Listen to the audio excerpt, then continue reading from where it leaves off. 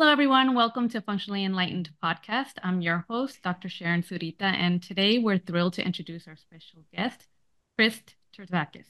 Chris is an entrepreneur, a self-healing coach, and the author of 3 insightful books, including Hernia Without Surgery, which I'm really excited to hear about, Natural Testosterone After 60, and Belonging to Yourself. Chris has been an avid athlete for most of his life with a passion for health and fitness that started early. His journey has been filled with ups and downs, prompting him into deep introspection and a transformative shift into a relationship with himself, really. He shares these profound experiences in his book, Belonging to Yourself, highlighting the importance of self-healing and growth. He was born and raised in New York City, and he spent over 4 years in leadership roles, mentoring people in the business world, particularly within unions. His extensive experience in helping and organizing members it has made a significant impact on many lives. So, Chris, again, we want to thank you for joining us today, and we're really excited to hear about all of the work and your journey into the wellness space. So, maybe we could start there. How did you transition, or maybe you're still kind of fulfilling all of these roles together? Well, first, I want to thank you for having me on your show. And my journey, would you like me to start with the journey? I'm kind of curious as to if you're a health coach now or a self-healing coach, as you say, Correct. and then also having this business experience, if you're kind of combining them together, or are you focusing more on one versus the other? Well, I'm semi-retired. I've been in business for over 40 years in a leadership position. I help many people with various situations in their life besides putting them to work. I was also acting I'm not a therapist, I'm not a doctor, but I acted like I was a therapist. And many people used to come sit with me and I would, help them. Now that I'm semi-retired, I can focus more on people who need, specific help. Yeah, that sounds good. So let's go into one of the first book that I want to talk about, Hernia Without Surgery. Now, this is Okay. one that's probably a lot of our listeners are going to be really interested in this because we've been through the ringer, and I myself had the hernia repair with mesh and kind of developed all these autoimmune or autoinflammatory conditions from that. So, can you Right. share with us your experience? I know this is a self-healing experience as well. Yes, sure. Of course. Okay, so I'm 65 years old. When I was 52 years old, I've always been in the gym. That's how I got my hernia at 52. So I have my hernia 14 years. Once I saw the lump in my groin area, inguinal hernia, I went to the doctor, conventional doctor, and he looked at it and says, "Oh, you got a hernia." I said, "Okay." Make a long story short, he says, "We'll set you up for surgery next week." I said, "No, I'm not getting surgery." He says, "What do you mean? You have to." I said, "I don't want surgery. I'll get back to you." I told the doctor, "I'll get back to you." So I kind of like sorted it out, First, I had to accept that I got the hernia because I've been an athlete all my life. This was the first time I had, an injury like this. So the first step is accepting it. After that, I said, okay, I'm not going to get surgery, so I need to do extensive research of how I'm going to live with this hernia. And that's what I did. So I did the extensive work uh, and I come up with my own program, which I wrote about. The book is actually, I wrote the book very simple. I think a fifth grader could read the book. I just wanted to share the steps, how you can live with the hernia, how you can minimize the lump, the protruding lump that comes past your skin. My hernia today, if anyone was to see it, besides myself, my wife, it's maybe the size of a little marble now, but it was about that big, about 3 inches. Now it's about the size of a marble. So what I did was I started with Epsom salt baths. I was taking Epsom salt baths for about 30, 40 days straight, every single day. And while I took the bath, I would massage the hernia down because what I learned actually from another doctor. When you massage the muscle around an injury, you will strengthen those muscles around the injury that you have. And I said, okay. And he says, and there's a possibility the muscle will contract, will come together, and it'll minimize the lump of your hernia. And that's what I did. So I kept massaging every day. I mean, every moment I had to massage, I would always massage down and push it in. That's what I did. I always massage it down and pushed it in.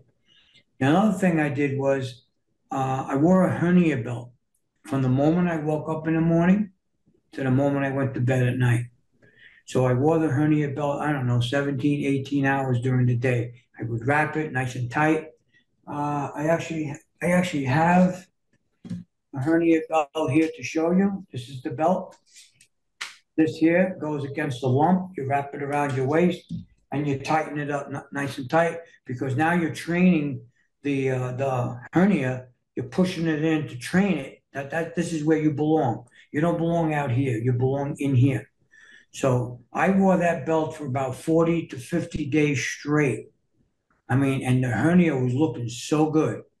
So I was telling my wife, as this was going on, I go, wow, this is really incredible. It's working. I said, look at my hernia. I just show her, look at my hernia. Look how low it is. Look.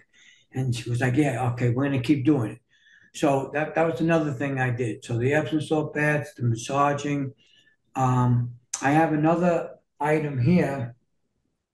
This is all natural. This is magnesium. It's all natural from the ocean. It's on my website. If anyone wants to see it, you can go to my website and see it. It's probably the best item that I ever had in my life. You spray a couple of sprays, even if you don't have a hernia and you want to put some magnesium in your body, spray your body. The founder of this, he was on every supplement you can think of. When he found his solution, he passed it on to me. It's on my website. It's just incredible. So I spray the hernia every morning, 3 sprays. When I go to bed at night, 3 sprays, calms it down, because a hernia will inflame. It'll inflame if you lift something heavy, if you're not careful, if you got a lot of stress, the hernia will act up. It'll get inflamed.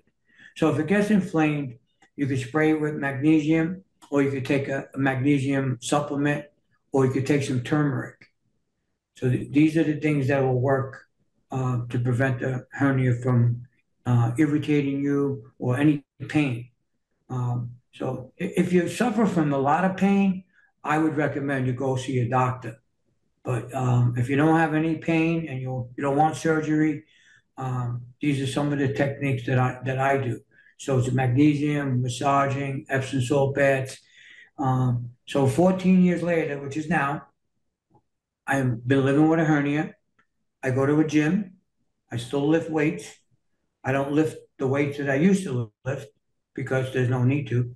And by the way, there was no need to lift those weights back then anyway. I wasn't competing in a bodybuilding contest. It was just they call that ego lifting. So I'm past all that. So if you're careful, you don't lift anything heavy. You can exercise. On my website and my YouTube channel, I'm putting out content to show you the right way to exercise with a hernia. Even the right way to exercise, but especially more with a hernia. Things not to do and things that you should do.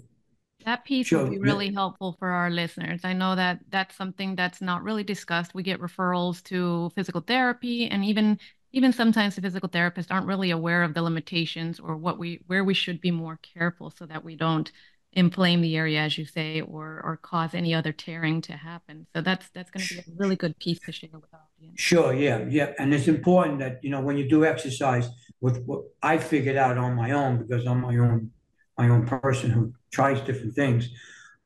All the exercises I do, I make sure I take pressure off my abdominals and my lower hernia. I make sure there's no pressure at all on that. Before, when I was working out with the hernia, I realized that I was making it worse because I was putting pressure on it. So the idea is don't put the pressure on it. So I've been putting content out. I'll have a lot more content out because I'm working on this really strongly to help people. So again, avoid. Here's another thing that we should avoid: eating in foods that will cause inflammation will also act up your hernia. So I've been a connoisseur for eating healthy for a very long time. So I don't in that area I don't have a problem.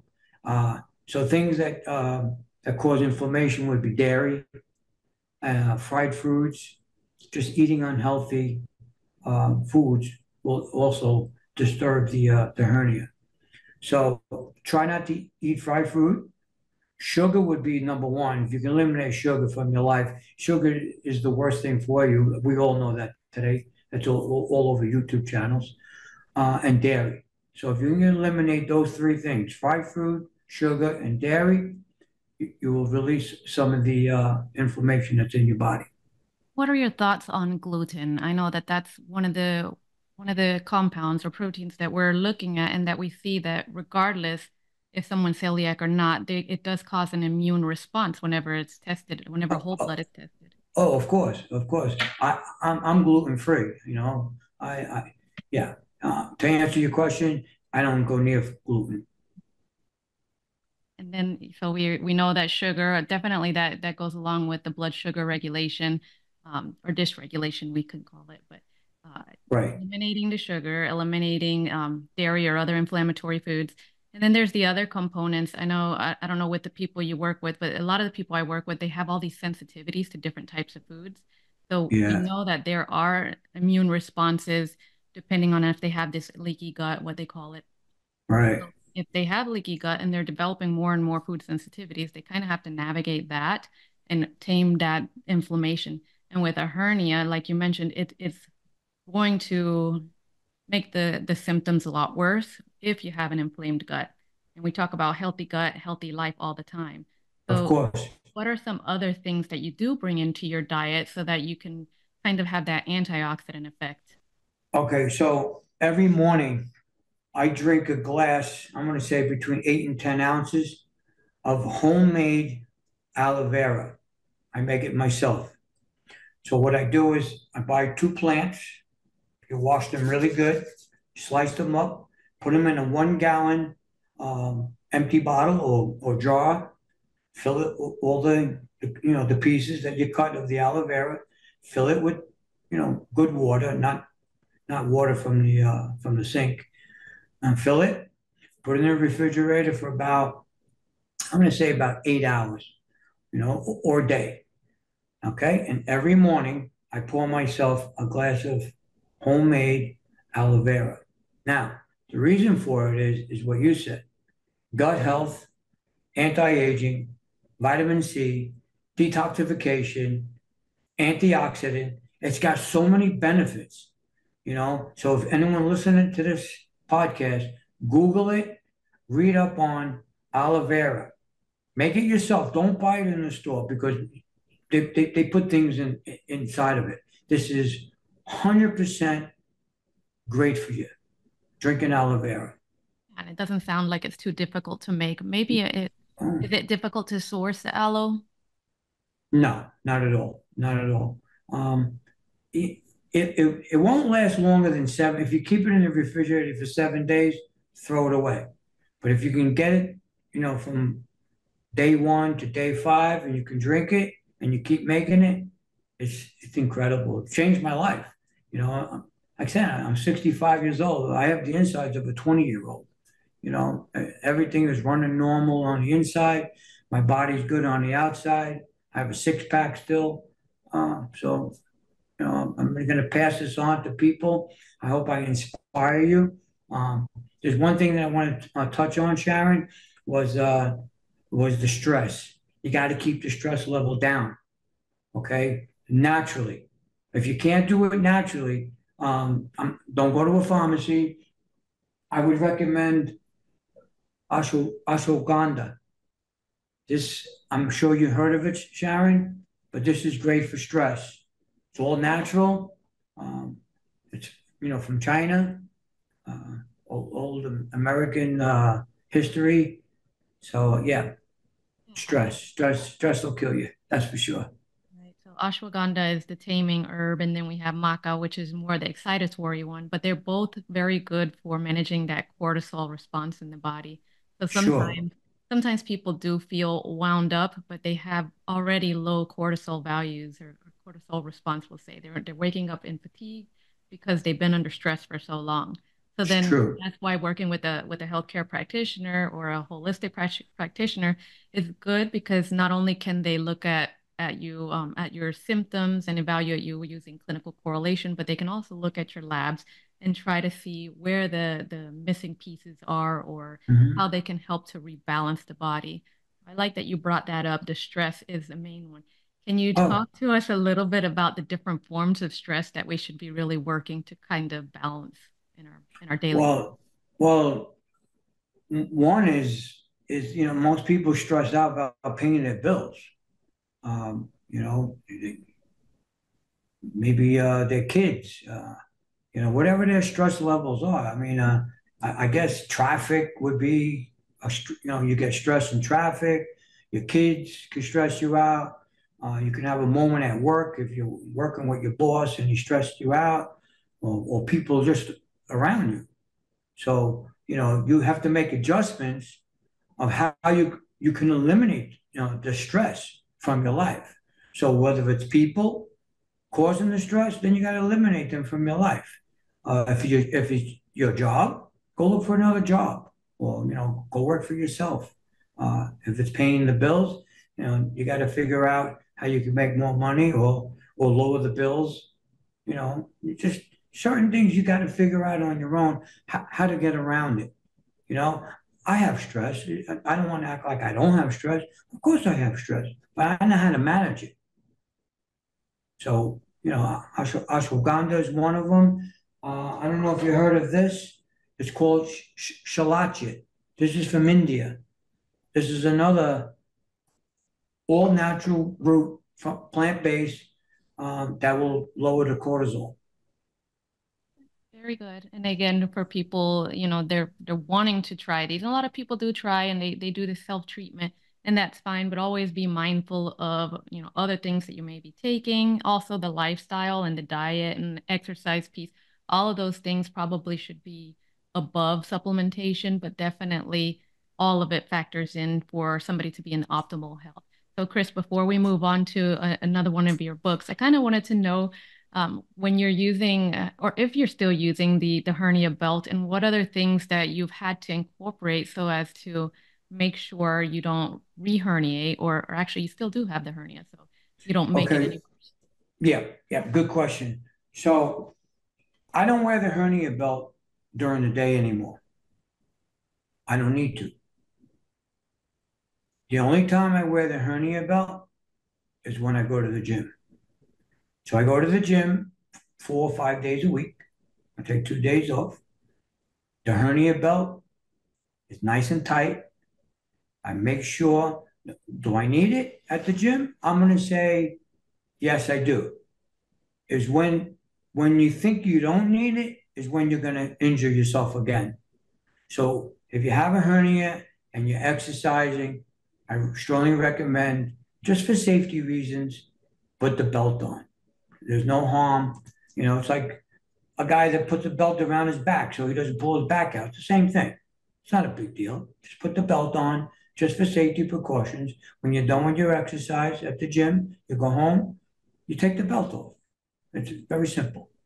If you're not having any bowel perforation or strangulated bowel, then yeah, that might be a good option, especially if your symptoms are manageable and the pain isn't disturbing the quality of life. But Nope. unfortunately, some people aren't given the guidance and they don't know how to manage it, and then they require surgery later on down the road. So it's good Yeah. that you're providing this information. We appreciate the platforms that you're sharing that. Great. Thank you. I appreciate that too. Thank you. And Chris, can we go on to natural testosterone after 60? I do have quite a few Sure. clients that are maybe I think that they're more in the 50 range, so earlier 50s, but they are struggling with low Okay. serum testosterone. So that'd be something that they'd find interesting. Okay, good. Okay, so the testosterone. What happened with testosterone was um, when I was 50 years old, I I played around with some PEDs without a doctor's supervision. I did take testosterone when I was 50, just to escalate my level at the gym, and it worked. I went from bench pressing 225, I went to 365. It's incredible. So it's the golden juice they call it. Well, in the gym. So what happened was I took the testosterone, not realizing that by the age of 50, I'll say 58, I didn't want to take any more testosterone. So I said, okay, I'm going to get off of this, which I did. And then what happened was my body, it stops producing testosterone because you're putting this synthetic testosterone in your body. So your body says, oh, I don't have to produce testosterone because he has enough. Well, I made a big mistake by taking testosterone. Um, I'm open about it. I'm transparent. I want people to know that you should not take testosterone unless you go see your doctor first, which I did. I didn't do that. So by the time I was 58 years old, I wasn't feeling good. I was feeling like a little depressed. I felt like fatigued. I was getting tired around 2, 3 o'clock in the afternoon. I just didn't feel like doing stuff. I said, something's wrong with me. I'm never like that. I'm full of energy. So I go get a blood test, and my testosterone level came back at 81 nanograms. 81 is terrible. 81, I'm a candidate for TRT, testosterone replacement therapy. I said, oh my God. So the doctor said, yeah, you're a candidate for TRT. I said, I don't want TRT. That's for the rest of your life. That means every week I got to take a shot. I got to worry about a heart attack. I got to worry about a stroke. My red blood cells will go up. Uh, so many things. My prostate, because it doesn't, affect your prostate. I said, nah. Same thing with the hernia when I went, no, I'm not going to do this. I'm going to figure out how to raise the testosterone on my own. So in the book, I'll show you the book. This is the book. That's me. Okay, 8 months ago, that picture. The two tests are in the book. The first test, it came back 81. I figured out a program on my own. No one helped me. For 8 months, I followed my program and I went back to a holistic doctor, took full blood exam again. My testosterone level came back at 680. Went from 81 to 680. I was in the room. My wife was with me. I was like, I got to do jumping jacks. I said, I can't believe I did this. So, that's a really big jump. Just so you know, if your testosterone level is at 300 and lower, you need to go get yourself checked out because 300 is like the end. If you're below 300, yeah, you got to go get a blood test. You got to talk to your doctor on how to get your testosterone level up, or you can follow my program. So right now, my testosterone level is at 700. I'm 65 years old. I don't think my testosterone level should be 700. I think it should be about 450 or 500, but it's at 700. And one of the reasons why it's at 700 is because there's certain things that I call it protocols that I do to maintain my testosterone level. So would you like me to elaborate? Sure, yes, I'm sure our audience would like to know. And again, just before you do that, this is specifically for males in a certain age range, or what would you be recommending this to? I would recommend this from ages from 40 to 80 years old, 85 years old. Because most men at 40, that's when you'll see naturally that testosterone drops. I think it's every decade your testosterone level drops like tremendously. So you need to go check it out.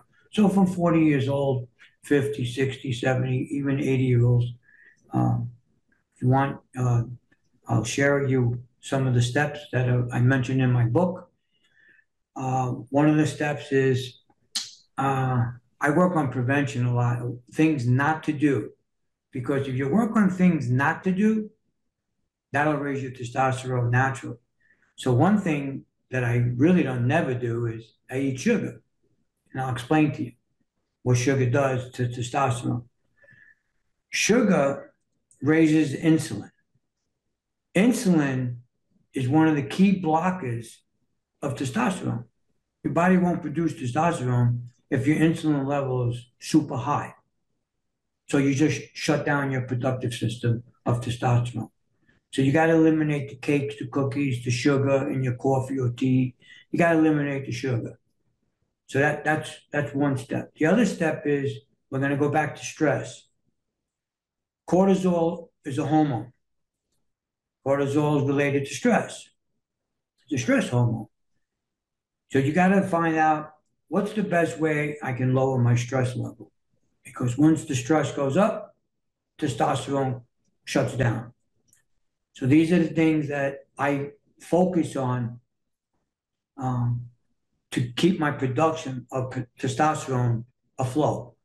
So I worked on that, which is incredible. I keep my estrogen level down because, again, if the insulin goes up, it produces estrogen. So you got to be careful. Okay, estrogen is another blocker of testosterone. Matter of fact, if you're taking testosterone, injections, some of that testosterone will turn into estrogen. So you need to be careful. So these are all things that I learned over the years. Now, things to do. One is you got to eat healthy. We all know that. You got to put healthy fats in your body.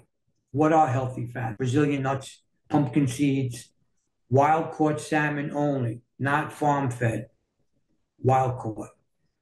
Okay, so yeah, those are some of the steps that you need to follow when it comes to food. Now, natural sunlight. It's number one in production of testosterone, natural sunlight. And if you don't, or if you can't get natural sunlight, you need to be on a powerful vitamin D. That'll boost your testosterone like that, natural vitamin D. So, yeah, so I shared some of those items. There are some supplements that I take that are all natural. If you'd like me to share them, Sharon, I will. Sure. And just going back to the sunlight, I know that a lot of us struggle with our circadian rhythm, and we're supposed to be exposed to natural light first thing in the morning. If you can get out there and see the sunrise, which I don't know too many people who do that.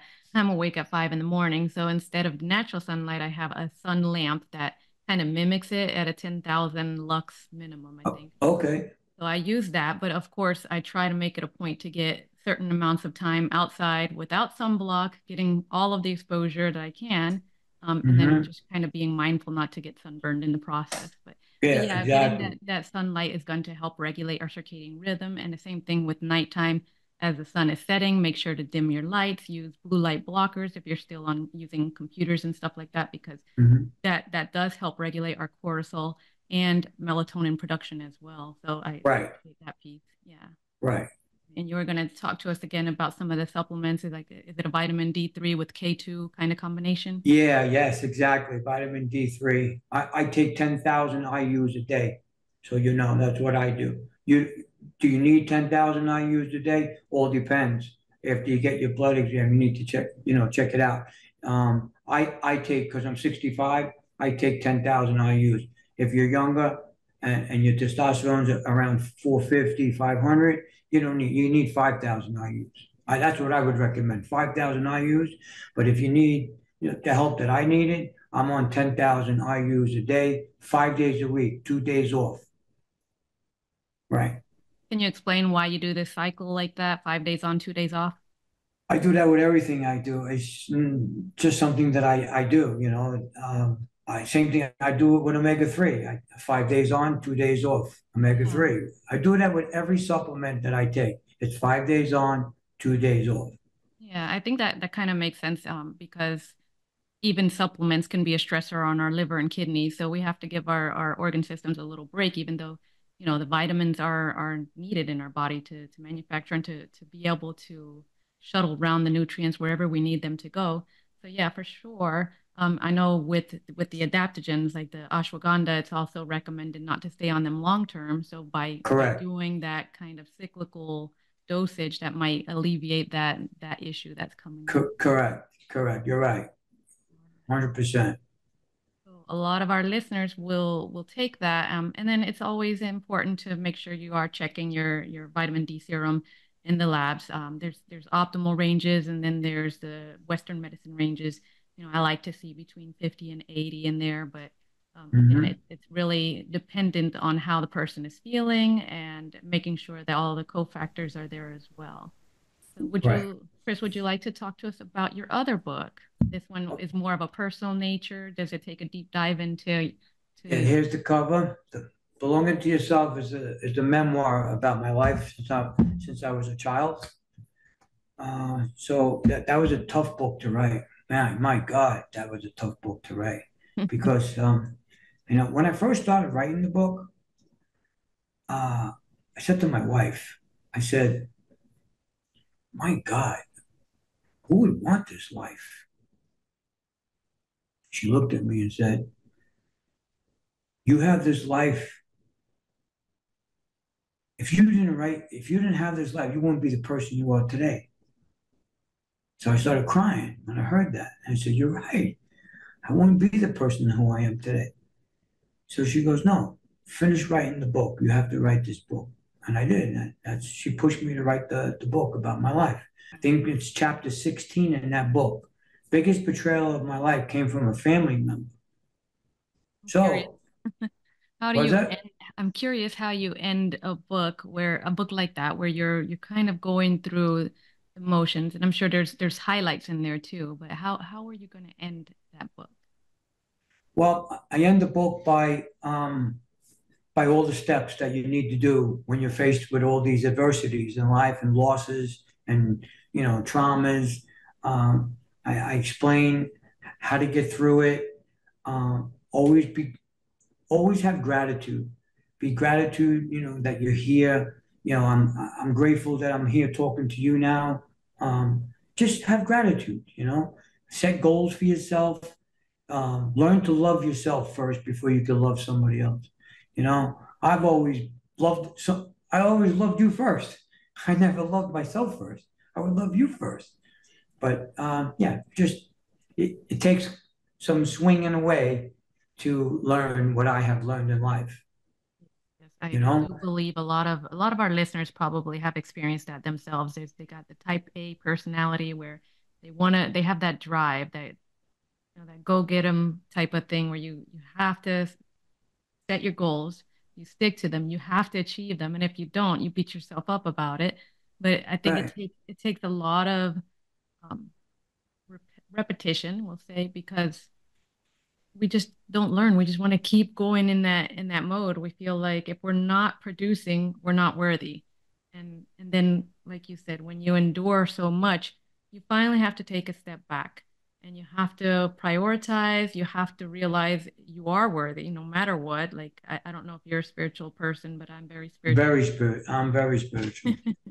So, I mean, there's a higher purpose, and what you did with your life was and a lot of our listeners can relate, is you're bringing purpose to the pain and you're sharing the story because we're all on different walks of life and we can learn from each other. We can learn from everyone we're around if we allow ourselves to sit there and listen and to Hmm. just kind of take a step back, think out at the outside of the box and, put the other shoe on. So, before we end, I just wanted to turn it back to you to see if there's anything, if there's one thing that stands out in your mind that you would like to impart to our listeners, like what would that one piece of advice be? Be true to yourself. You, you have to be true to yourself. Yeah, that's the path. You got to be true to yourself and just be grateful. That's the only thing I could say is be true to yourself. Self-love, true to yourself. If you can help somebody, help them, but make sure you help yourself first. Very good act of wisdom there. So we appreciate your time, Chris. Again, thank you so much for sharing your stories and your Thank insights on you. all the books. We'll make sure to include your website in the show notes. But if there's another way or any way you can have people reach out to you, where could they find you? Healingwarriors.com. All my information's there. Um, I would love to help anybody who needs the help. If they want to talk to me, I'd be more than happy to talk to them. Sounds good. We'll include that in our show notes. And again, thank you, Chris. Okay, Thank you thank you, to all of our Sharon. listeners. Okay, bye for now.